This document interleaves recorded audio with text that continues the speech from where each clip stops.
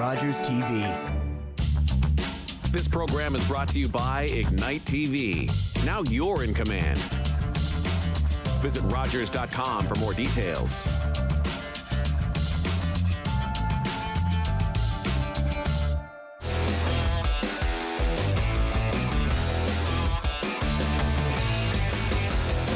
RTV Sports Rap. We have our crew back once again. We're going to start up in the left-hand corner and work our way around. We have the Manny Pava along with Spencer Byers. As we go down into the bottom right-hand corner, it's Mark Mckelvey, and we have Zach Scribner on with us as well. So, guys, thanks for joining me. We'll jump right into things, and one of the topics that was thrown around was the all-time Owen Sound attack team, and I think we kind of all took different approaches with this one. Spencer being the youngest of the core, I saw yours is you got some pretty recent players on there, but we're going to start with the forwards first, and we're going to start with Manny Pava. And Manny, I want you to tell us your forward lineup and what your thought process was with picking these gentlemen. I went with the true position players. I really like the centers that Owen Sound has had over the years, but I did not put them at a position.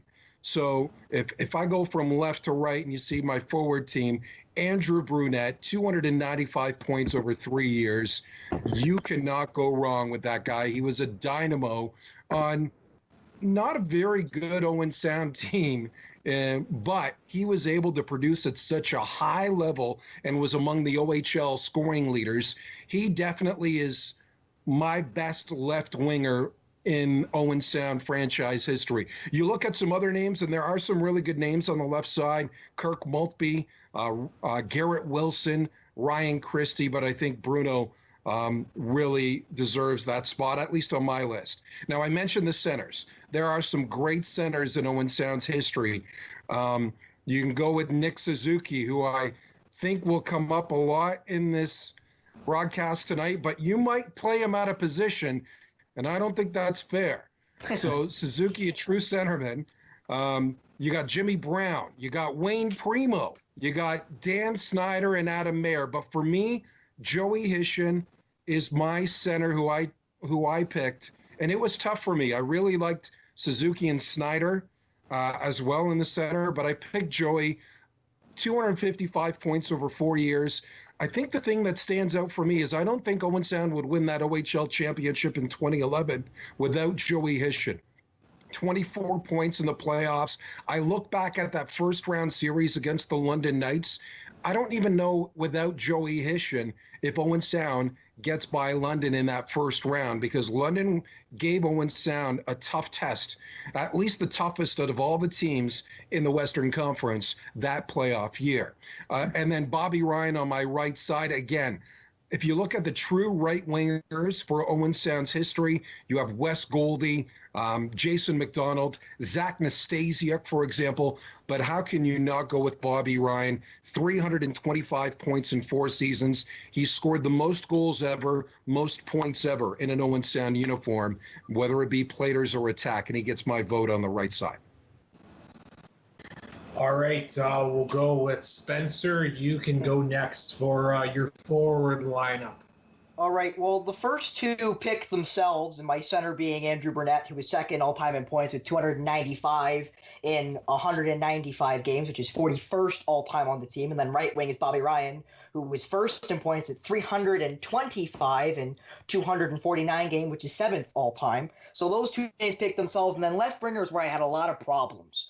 At first I thought, you know what? I got to put Sean Avery there. Have a little bit of grit, a little bit of grind on my left wing. He's a lefty, at least from my recollection, so I thought that.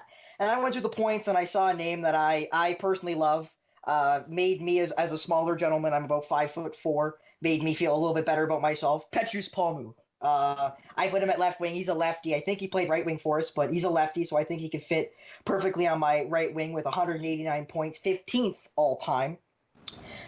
So those were my picks, and as Manny said, Brunette had some great seasons, and his 92-93 season having 162 points in 66 games, having 62 goals and 100 assists in that season. And for 3 seasons, Robbie Ryan didn't have less than 89 points in his final 3 seasons in the OHL. So 2 dynamos in their own respective ways. And then Petrus Palmu was kind of injured in his second season, so he only had 42 points in his first year, getting used to North American ice. Second season, got a little bit of injured, only 49 points in his second season, then exploded to be, I think, 3rd or 4th in the OHL for points with 98 in his final season in 16-17. So those are my forward line. All right, we'll go with Mark Mckelvey, who I always like to joke around is the Bob McKenzie of the Ontario Hockey League with all the knowledge that he knows. Mark, take it away. Well, again, we're going to have some overlaps, that's for sure. And what Manny alluded to, I can respect. He's trying to slot everybody into their natural position, and he's trying to follow that. I look at it, if this is an all-time team, and I can pick anybody, I'm pretty sure those 3 forwards are that elite. They can play any position, but that's how I built my group, which is with a top 3. And what I was looking for is not just impact on the ice, but off the ice. And we've already talked a little bit about Bobby Ryan, and the numbers speak for themselves as the franchise leader in goals and points. But one of the forwards that I went with is Dan Snyder. And you look at his career in Owen Sound, and as I mentioned, he's arguably the player that's made the biggest impact on and off the ice during his time in Owen Sound. And he ranked 10th all-time in points, and he was nearly a point per game over his career, chipped in an awful lot in the playoffs, and you look and see what he brought all around on the ice. I mean, in his final season, he puts up 94 points and over 100 penalty minutes. So, and every year, the numbers just continue to grow, and a great leader as well, arguably the best captain in franchise history. So I slot him in there with Bobby Ryan and Nick Suzuki. We've talked about Bobby Ryan already, mentioning, though, that he is the franchise leader in goals and points. Had Nick Suzuki not been traded last year at the trade deadline to the Guelph Storm, Nick Suzuki no doubt would have broke the goals record, as he finished just 4 goals back of Bobby Ryan, Nick finishing with 129 to Bobby's 133. The points would have been a tougher chase, as Suzuki ended up finishing 46 points behind Bobby Ryan. But in that second half of the year, and with the way that Owen Sound attack team was built last year, had he stuck around, he would have been playing probably 30 minutes a night. So you never know. You can't count him out. Watching Nick Suzuki, I'm going to say he might be the most talented player that's ever come through, at least over the last 5 to 10 years. I mean, you look at what he's done already, jumping right into the NHL, and it was his impact showing a 20-goal season in his rookie year that really kind of set the tone for what he was going to bring. And, you can't go wrong with a lot of these decisions. I think, too, you have to bring in what they did in the playoffs. You look at Nick Suzuki's time in the playoffs, 37 playoff points. That's the most in franchise history. Didn't get a championship, no, but was a part of a team that did go to the Western Conference Finals and had the best regular season in franchise history. So there were tough choices for sure, but I'm glad I'm able to take 3 players from kind of different generations in a sense. All right, now we'll go over to Zach for your forwards. So with the left wing, I went with Bobby Ryan, points leader, obviously, goals, assists. He had such a dominant career that he's the only man that can say that he was drafted behind Sidney Crosby in the NHL draft. That's how good he was in junior. In center, the only guy on my list that has an OHL ring is Joey Hishon. As Manny mentioned, how good he was, not only in the regular season, but in the playoffs against London. And unfortunately got knocked out by Bray McNabb in the Men Cup, or who knows what Owen Sound would have done in the Memorial Cup tournament. He did get invited to Team Canada, unfortunately got cut, had such a good OHL career that he was drafted 17th overall by Colorado. And then on the right wing, out of the London Junior Knights program, Nick Suzuki, probably my favorite player that I've ever watched in the Owen Sound organization. As Mark mentioned, he was part of that dominant team with Gadjevich, Hancock, McNiven, and net that just fell short against Erie in the Western Conference Finals. All right, and I've gone with kind of a little bit of the same approach as Mark Mckelvey. I thought, I could slot these guys in different in their respective spots, but you know what? It's an all-time team, so I'm going with Andrew Brunette. Listen, we've kind of already talked about his points and what he was able to contribute to this Owen Sound franchise and to this Owen Sound organization. one of the things that really stands out to me is the consistency of his play. He was actually such a consistent player. You look at, he's second in points, fourth in goals, third in assists, points per game. He was actually ranked third overall with 1.51 goals per game, or points per game. And I'm going to go on the opposite end. I'm going to go with Joey Hishon, somebody who I ironically actually just chatted with on Attack Rap. Not only is he a good guy on the ice, he's a great guy off the ice as well. Joey Hishon, I never got the opportunity to see him play overly too much, but his skill set was phenomenal, and he's such a very hockey-minded person. What he's done with this Owen Sound attack team too, being an assistant coach and the role that he plays in that, being such an offensively minded coach, he's really done a great job. And Nick Suzuki is my third one. I was once told by somebody in the Owen Sound Attack organization that if you were describing the way that Nick Suzuki looks on the ice, it's basically an overview, an aerial view of the ice, and he can almost go and pick what move is kind of almost going to happen next, or if one move happens, he is 2 or 3 moves ahead of some of these other people. Nick Suzuki was a great player in this organization, was third in points, third in goals, fourth in assists, and his points per game, he actually ranked 11th all time with 1.25 points per game. So Nick Suzuki is my third one, and I was very fortunate to be able to see him play. So we're going to go over to the defensive pairings. Now, this could get a little bit interesting because we have a lot of great defensemen that we could go with. Manny, what do you got? Scott Walker, who everybody knows if you follow the NHL, has played as a forward in the National Hockey League, but he was a star defenseman for the Owen Sound Platers in the early 90s, and only played 2 seasons, but produced 129 points. He was such an exciting player from the back end because he could lug the puck. He always made smart decisions with the puck. He produced as a point, but always made a great first pass. But he wouldn't hurt you in your own end. He was such a tough defenseman in his own end. But there are some, after that, I really had trouble between 2 guys in particular, but I'm going to throw out some other names that we may see out. Like Chris Bigra had a great junior career. Shane Wright, if you go back to the 90s, had a great junior career in Owen Sound. But I had trouble between Mark Giordano and Andre Saqqara. And I picked Andre Saqqara as my second defenseman.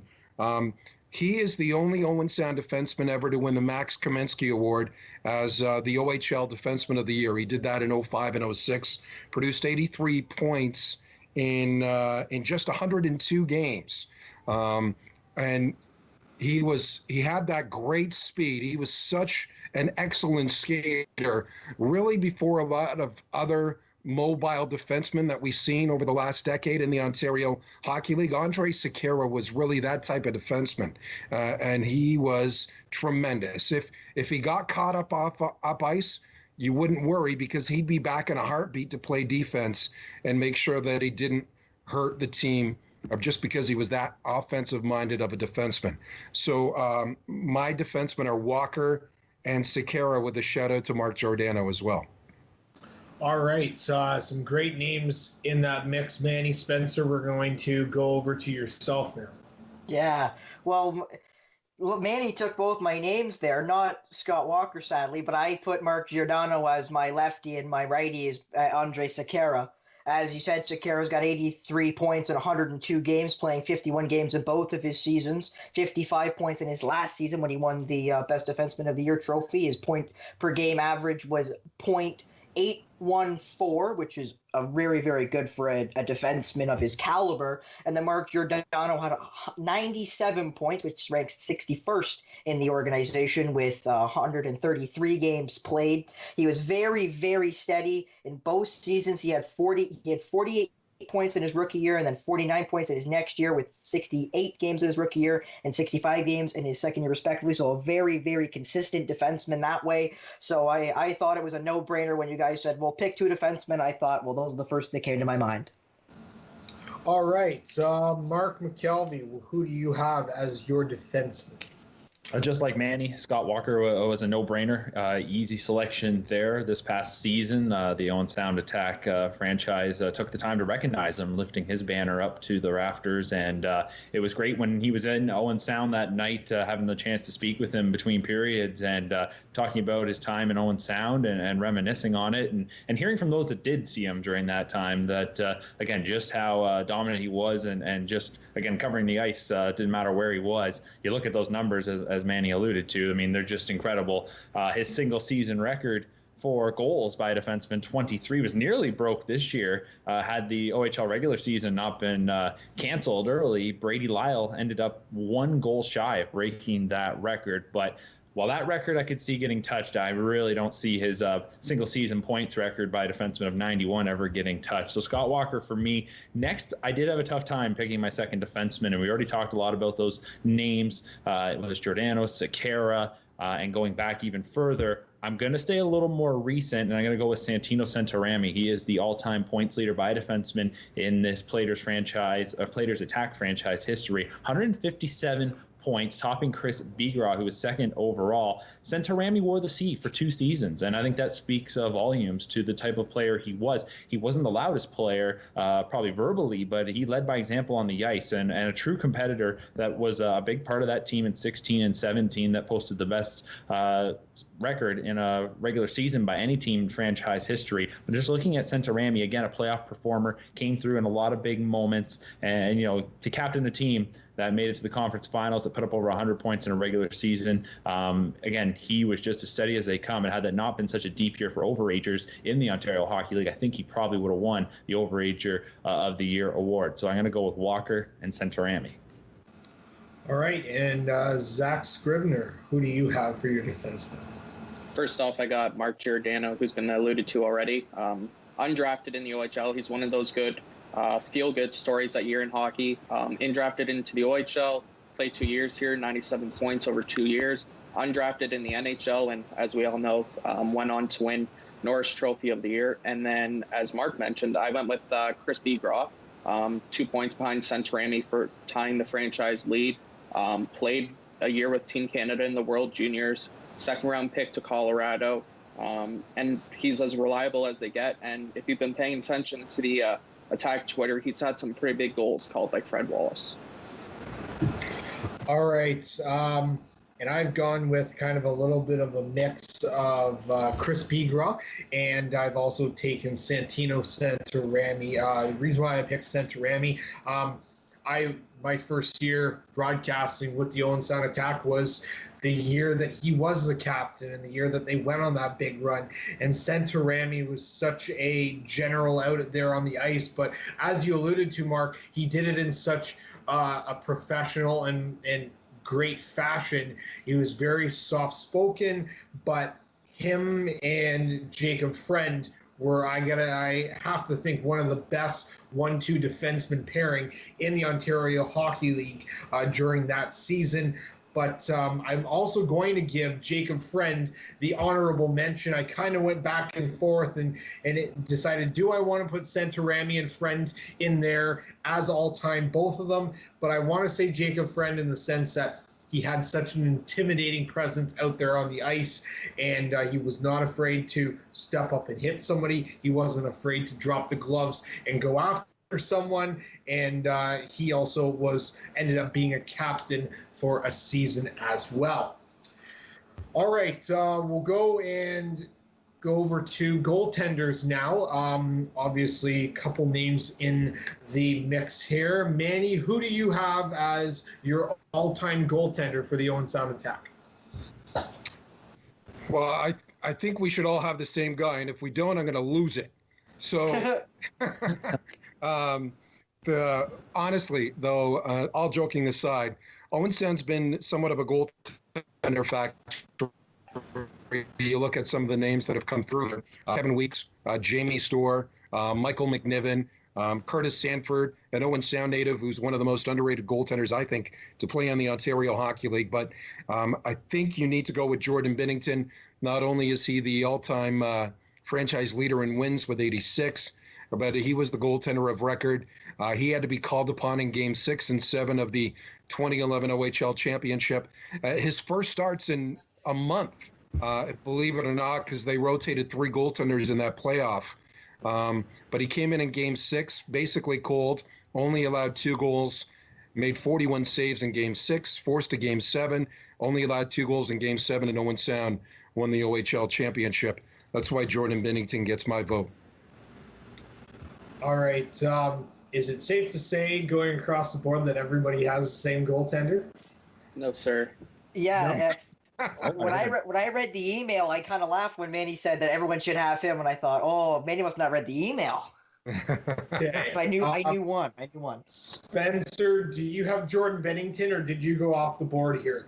Oh, no, I went with Binnington, and I gave a special mention to the only other goal I think was even in contention, which was Michael McNiven. But I gave it to Binnington, and I went through all the stats. He's second in games played, first in wins, second in shutouts, sixth in goals, save percentage, sixth in goals against average, and probably had the greatest, I'm going to go out on a limb and say the greatest attack season we've ever seen. In 2012-2013, 50 games played, 2.09 goals against average, a 932 save, 32 wins, 12 losses there, and 7 shutouts. So that's a stellar year in his final year with the Attack before going to the AHL there for the St. Louis Blues.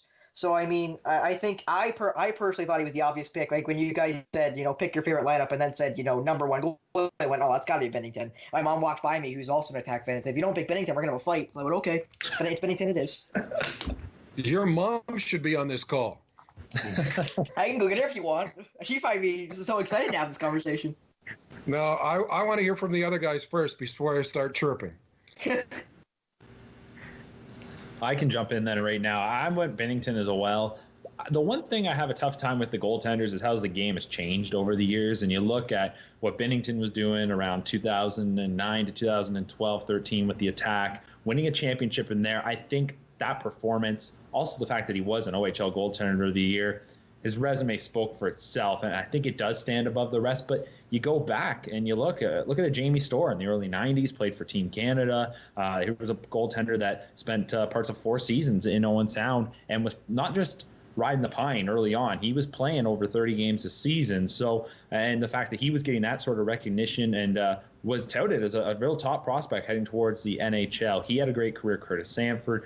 And like Manny, you alluded to, it has, in a sense, been a goaltending factory. I think Michael McNiven and Jordan Binnington, you can really compare those two because of the era that they played in, but a little tougher when you're trying to compare the way the game was, the goaltending styles from back when this franchise first moved to Owen Sound at the end of the 80s into the 90s. Yeah, especially the 80s and the 90s. And go ahead, Zach. All right, Manny, let me hear it. I went with McNiven. Go ahead. Go. Make your case. So 4th round pick, probably considered a steal in that 2013 draft. I talked to him in the summer once, and he got sent back to Georgetown in his rookie year. And that might have been one of the best things that could have ever happened to him development-wise.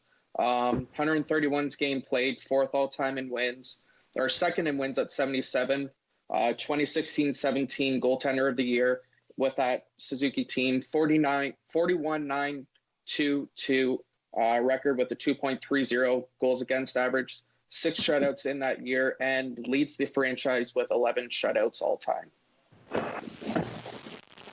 So it's a good thing Bennington's got hardware because he's got a championship ring and an OHL goaltender of the year covering his ears, so he can't hear you say that Michael McNiven is the greatest goaltender in Owen Sound franchise history. McNiven got CHL goalie of the year. It's one. So he's still got one ear left. He's got one ear left, yeah. I think Michael McNiven was a really good goaltender, but I just think Binnington's got the championship. He backstocked the team. And really, I think of that 2011 Memorial Cup, he really helped Owens. He really made his presence felt. Everybody was talking about Binnington. Even though Owen Sound didn't make it out of the Memorial Cup tiebreaker, Binnington was named the goaltender of that tournament. And I really think he put himself on the map there. I think Mark made a great point, too, with regards to goaltenders and the way the game has changed. Curtis Sanford played the most games out of anyone in an Owen Sound uniform, and he was averaging 50 shots against a game. That's how much he had to see each and every night. And I think if the team in front of him was a little bit better, I think we might be talking about Curtis Sanford in the same breath, just as we are talking about Binnington and McNiven that way.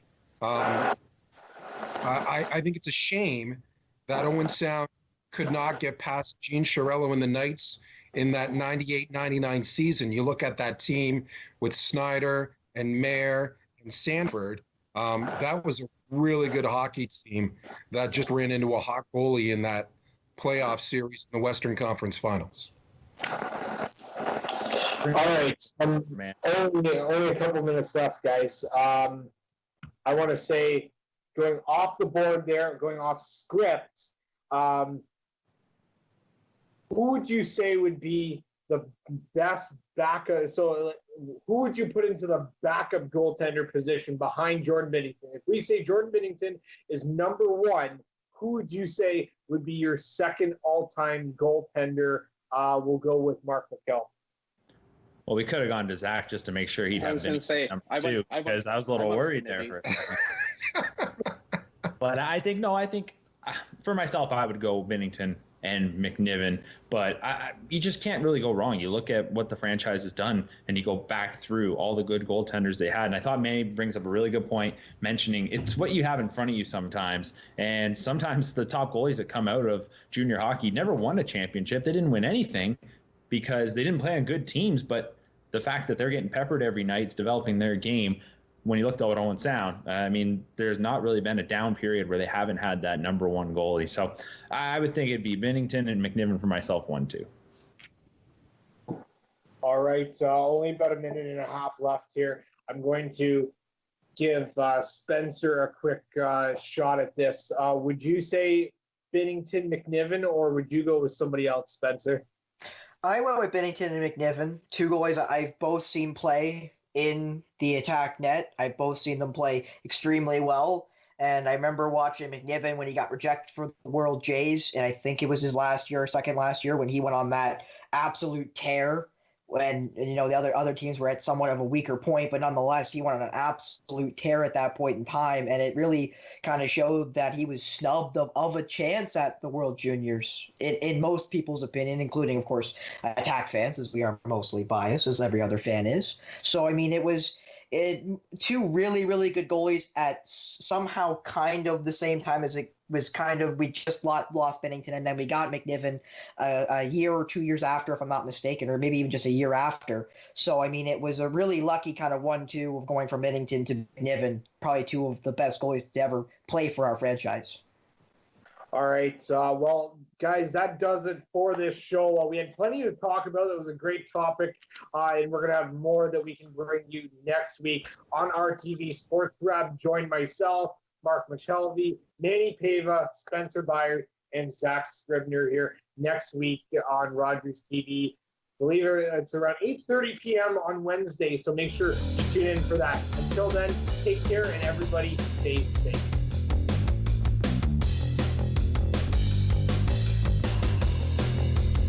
Good, Mark? Call the Rogers TV viewer response line, email us, or connect with us on social media.